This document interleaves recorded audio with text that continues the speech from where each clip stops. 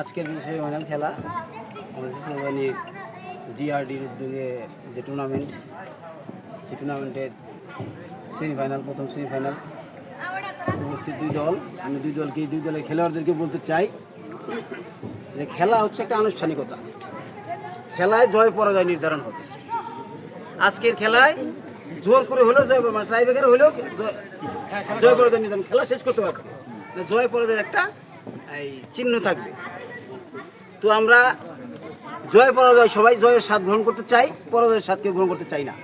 কিন্তু আমরা দুই পক্ষের কাছে চাই আগে খেলা সুন্দর খেলবা, পরে রেজাল্ট দিবা। ধাক্কা দেখি কইরা হাডুডু খেলানো চাই না।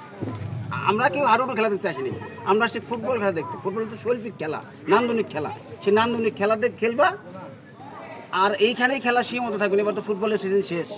এখানে রূপমাস্টার আছে, রিপন আছে, মহসিন আছে, আলিম আছে। আমি বলি আগামী তোমরা টার্গেট করবো, তোমরা 4টা টিম রাখবা, 4টা লিগে খেলবা। তোমরা বিভিন্ন জায়গায় মাঠে ছোটো ছোটো টুর্নামেন্ট হয় না, যেখানে নিজের গ্রামের প্লেয়ার খেলে, এরকম নিজের গ্রামের মানুষ বাইরে থেকে আনবা, তোমরা খেলবা।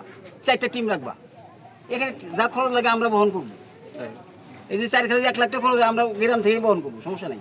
কিন্তু তোমরা এখানেও খেলবা, বাইরেও খেলবা। যে একটা ফুটবল টিম আছে সেটা আমরা দেখতে চাই, সেটা ভদ্রচিতভাবে দেখতে চাই। আজকের খেলাটাই যাতে আমি কারো ওই বল প্রয়োগ, পেশি শক্তির ব্যবহার এগুলো না দেখি, এগুলো খুব কষ্ট পাই। এক ভাই এই টিমে, আরেক ভাই এই টিমে আছে না, এরকম আছে। যার জন্য পিছিয়ে তুলে বার করবো না, সুন্দর ফুটবল খেলা। সবাইকে ধন্যবাদ।